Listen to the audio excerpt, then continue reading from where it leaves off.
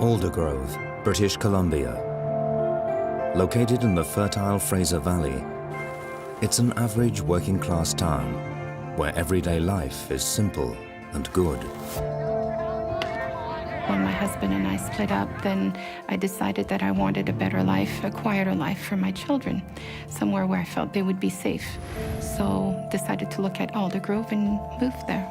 It's very cunning indeed.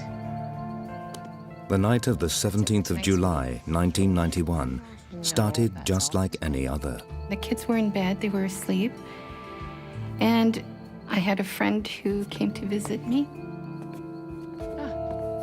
He'd actually talked about marriage at that point. Thank you. There you go. Oh, that's the way I like it. It was quite warm, so we decided to go outside on the back patio just to have our tea out there. It's a nice, beautiful, summer night. Oh, beautiful night. Oh, it's nice out here. Your scalloped potatoes are incredible. Thanks, it's the cream. And I remember all of a sudden feeling this strange humming in my abdomen. And I said, "Do you feel that?" He said, "Yes, I was going to ask you if you felt that." Okay, what is that?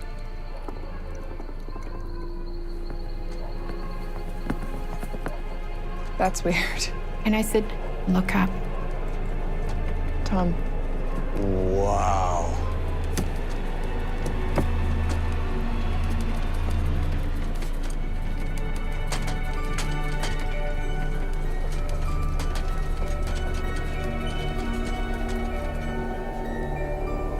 This thing was about the size of a football field, if not bigger.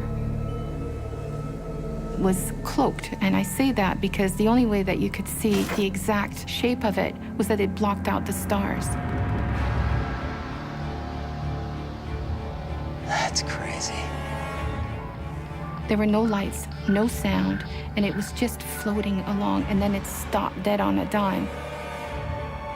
I felt claustrophobic, and I said, "Well, is it going to stop coming down?" He couldn't handle it. This is dangerous. We should go inside. Come on.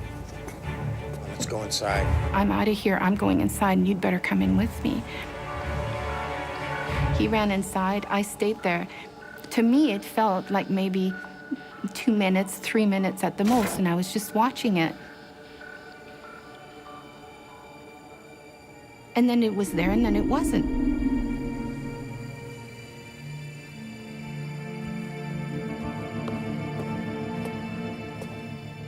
There you are. He just said, "Where have you been? Where'd you go? I've looked all over for you. You've been gone for quite a while." What? I've been right here. I'm watching whatever that was in Listen, the I came out with the tea and you left. I said, "I didn't go anywhere."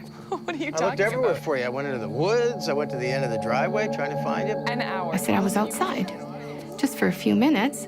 And he said, "No, you've been gone over 45 minutes. I said, "That's impossible." Tom, I've been standing right here looking up at whatever that was in the sky. Yeah, for I'm telling you, I was only out there 2 or 3 minutes. I think you're just, a little nervous about this thing you saw. And he said, "No." He said, "Look at the clock." I thought I should stick around because the kids would be by themselves while you were gone. You've been gone almost an hour, 45 minutes. And he said, "I didn't know what to think." And you just disappeared. There's no explanation. I've been standing here the whole time, Tom. Tom, you went inside, you put the teacups down. I have been standing here This disappearing for... act is just not, it doesn't What work. are you, Tom? I had no idea where I'd been. After that happened, he never came back again. I got a phone call, "I'm sorry, goodbye." Yeah. And it's like, okay, well, what do we do with this now? What we witnessed was this huge boomerang-shaped ship. It was probably over the size of a football field big. And who do I tell? You're not sure you want to contact somebody and tell them about it because you don't want to be ridiculed. But things didn't match up. Things weren't right.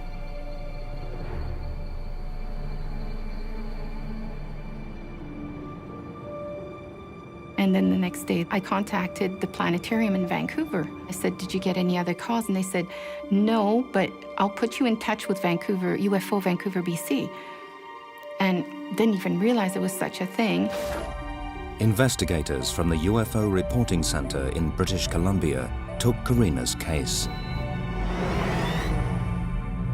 UFO investigators told her that there was 15 other reports that night of similar objects. I've gone through the records of UFO BC, and we've had about 8 UFO reports of boomerang-shaped craft. It just confirmed that what we had seen was not imaginary. There really was something, because there had been other eyewitness reports that night. But is interstellar travel possible? Astrophysicist Dr. Jamie Matthews is the mission scientist in charge of Canada's first space telescope. I think it's important to keep in mind that the distances between stars are so vast that if you're traveling in the conventional sense, and if you're restricted by the universal speed limit of the speed of light, 300,000 kilometers per second, it's a high speed, but even at that incredible pace, it takes years to cross the distance between even the nearest neighboring stars. Our fastest space probes would take tens of thousands of years to reach the nearest neighboring star. So if people had a real intuition for interstellar distances, they would probably think more carefully about how likely it is that aliens are traversing those distances to visit us, and how often they would do it. I'm not saying it's impossible, but it's not as easy as it looks. But is interstellar travel the only way aliens could visit Earth?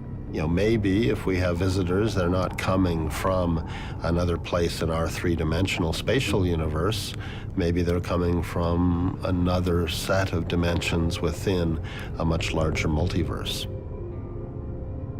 There could be many, many dimensions of space and time, of which our 3 spatial dimensions and our 1 temporal dimension are just a subset of them. But if you're going to connect across dimensions, you need to somehow tear a hole in the geometries. If creatures have found a way to do this, then they have developed a very sophisticated technology. If it's happening by accident, they found some natural phenomena that we have not yet encountered.